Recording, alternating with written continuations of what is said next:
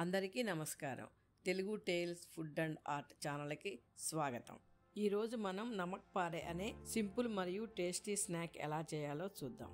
ఈ నమక్ పారే నార్త్ ఇండియాలో హోలీ మరియు దివాళీ పండుగలకు ఎక్కువగా చేసుకుంటారు. వీటిని సింపుల్ అండ్ ఈజీగా చేసుకోవచ్చు. ఇవి క్రిస్పీ అండ్ క్రంచీగా ఉండటం వలన టీతో పాటు తినడానికి చాలా బాగుంటాయి. సహజంగా మైదాతో చేస్తారు, కానీ కొంతమంది మైదాను ప్రిఫర్ చేయరు కాబట్టి మనం వీటిని బొంబాయి రవ్వతో ఎలా చేయాలో చూద్దాం. ఈ నమక్ పారేకు కావలసిన పదార్థాలు: బొంబాయి రవ్వ 1 కప్పు, ఉప్పు తగినంత 1 స్పూన్ అన్నమాట, వాము 1 స్పూన్, జీలకర్ర 1/2 స్పూన్, కసూరి మేతి 2 స్పూన్లు, నెయ్యి 3 స్పూన్లు. ఇప్పుడు నమక్ పారే ఎలా చేయాలో చూద్దాం.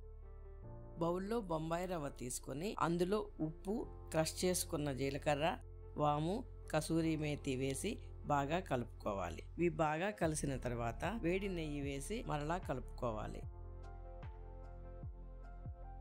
ఇప్పుడు దీనిని ఇలా చేతిలోకి తీసుకుంటే ముద్దలాగా రావాలి. ఇప్పుడు కొంచెం కొంచెంగా నీళ్లు పోసుకుంటూ చపాతీ పిండిలాగా ముద్దగా కలుపుకోవాలి.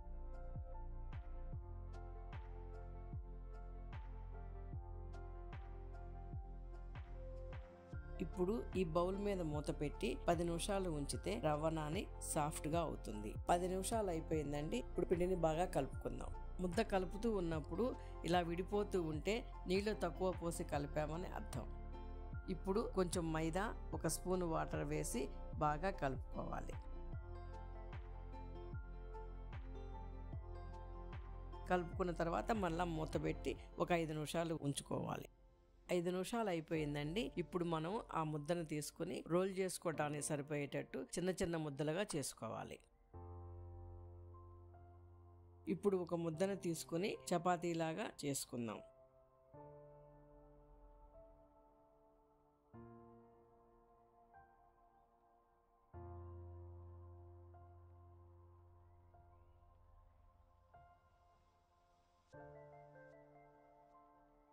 చూస్తున్నారు కదండి, ఈ మాత్రం సన్నగా చేసుకుంటే చాలు.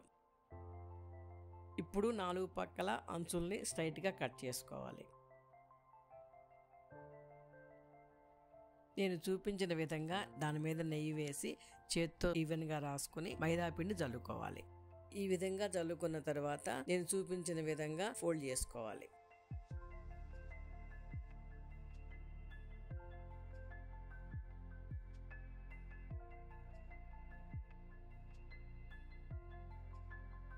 రోల్ చేసుకున్న తర్వాత నేను చూపించిన విధంగా చపాతీ కర్రతో రోల్ చేసుకోవాలి.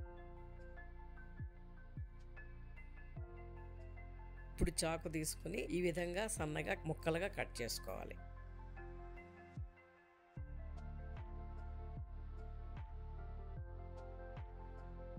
చూస్తున్నారు కదండి, ఈ కట్ చేసినవన్నీ ఇప్పుడు ఒక ప్లేట్లో తీసుకుందాం.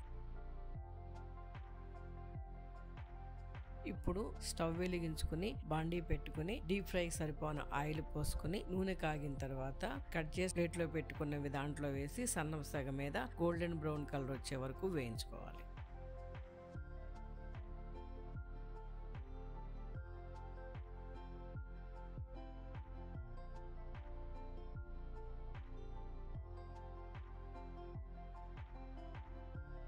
ఇదిగోనండి, ఈ మాత్రం గోల్డెన్ కలర్ వస్తే చాలు. రవ్వతో చేసినవి గనక బయటకు తీసినప్పుడు మెత్తగానే ఉంటాయండి. కొంచెం సేపు అయితే గట్టి పడిపోతాయి. సరే కదా, ఆరిపోయిన తర్వాత తుంపినప్పుడు క్రిస్పీగా ఉన్నాయి. ఈ వీడియో మీకు నచ్చినట్లయితే లైక్ చేయండి, మీ ఫ్రెండ్స్ అండ్ ఫ్యామిలీతో షేర్ చేయండి. ఇలాంటి మరిన్ని వంటల కోసం మా ఛానల్ను సబ్స్క్రైబ్ చేయండి.